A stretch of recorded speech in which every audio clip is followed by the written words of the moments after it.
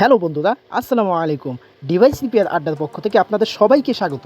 আমি সব সময় চেষ্টা করি এমন কিছু কাজ আপনাদেরকে দেখানোর জন্য যা দেখে আপনারা সত্যিকারের উপকৃত হন। এরকমই একটা ভিডিও নিয়ে আজ আপনাদের সামনে হাজির হলাম। আমার হাতে দেখতে পাচ্ছেন একটি কিপ্যাড ফোনের চার্জার। এই যে এরকম কিপ্যাড ফোনের চার্জার। এই ফোনের চার্জারগুলো এমন কোনো ঘর নাই যে 2-4টা পড়ে না থাকে। এই চার্জারগুলো আমরা ফেলে না দিয়ে কিভাবে কাজে লাগাতে পারি আজ আমি আপনাদেরকে দেখাবো। এই চার্জারটি দিয়ে আজ আমি আপনাদেরকে একটি লাইট বানিয়ে দেখাবো, যেটি কোনোদিনও নষ্ট হবে না। হ্যাঁ ভাই, অবিশ্বাস হলো এই লাইটটি কখনো নষ্ট হবে না। আমি নিজেও একটি 4 বছর ব্যবহার করতেছি, এখন পর্যন্ত নষ্ট হয়নি। আপনারা এরকম একটি চার্জার নিয়ে নেবেন, এরকম একটি 4 ভোল্টের ডিসি এলইডি প্লেট নিয়ে নেবেন। এই যে দেখেন 4 ভোল্টের ডিসি এলইডি প্লেট, এটির দাম আপনার কাছ থেকে মাত্র 5 টাকা নেবে। এবং এরকম একটি সুইচ নিয়ে নেবেন, এটির দাম 3 টাকা, হয়তো বা 5 টাকা নিতে পারে। এরকম একটি সুইচ নিয়ে নেবেন। তারপরে চার্জারের মাথাটি খুলে নেবেন।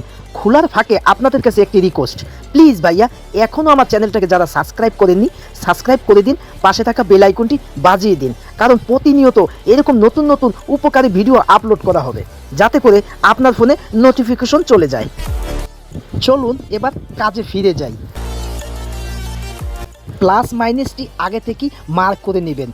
প্লাসের ভিতরে লাল তারটা লাগাবেন আর মাইনাসের ভিতরে কালো তারটা লাগাবেন। এই যে আমি লাগিয়ে নিলাম। তারপরে তার দুটোকে ছোট করে নেবেন। তারপরে এই পিসিবি বোর্ডটি চার্জার কেচিংয়ের ভিতরে যেভাবে ফিটিং করা ছিল ঠিক সেইভাবেই ফিটিং করবেন। প্লাস মাইনাসের তার দুটো উপর দিক থেকে নিয়ে নেবেন, আমি যেভাবে নিলাম। তারপরে ডিসি এলইডি প্লেটটি এইভাবে আপনারা ফিটিং করবেন, আমি যেভাবে করলাম। এরপর লাল তারটি প্লাসের সাথে ঝালাই দিয়ে দিব। আমরা সুইচের কানেকশন দুটো একটু ছোট করে নেব, যাতে করে ফিটিংয়ে কোনো অসুবিধা না হয়।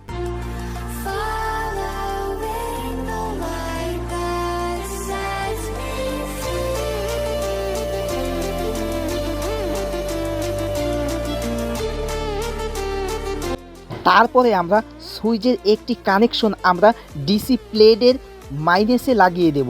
এমনকি চার্জার থেকে যে কালো তার মাইনাসটি এসেছে ওটা আমরা সুইচের দ্বিতীয় প্রান্তে ঝালাই দিয়ে দেব। দেখে নিন আমি যেভাবে কানেকশনটি দিলাম, আপনারাও ঠিক এইভাবেই কানেকশনটি দিবেন।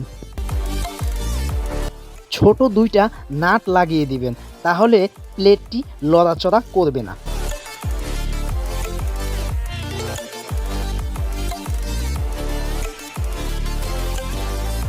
এবার আমরা এটিকে পরীক্ষা করব, সরাসরি 220 ভোল্টের সাথে কানেকশন দিব।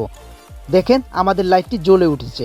আমি যখন এখানে সুইচে প্রেস করতেছি আবার বন্ধ হয়ে যাচ্ছে, অর্থাৎ আমাদের এটি সুইচের সাথে কন্ট্রোলিং করা আছে। তো আপনারাও বানিয়ে নিতে পারেন ফেলে দেওয়া জিনিস থেকে কাজের একটি জিনিস।